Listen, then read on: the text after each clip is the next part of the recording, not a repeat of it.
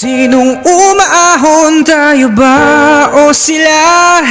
Mga ngiti nila habang nakalubog ka pa. Saan napuntang bulsa? Pinaghirapan kong mga barya. Minumulto na ng mga pangako nyo.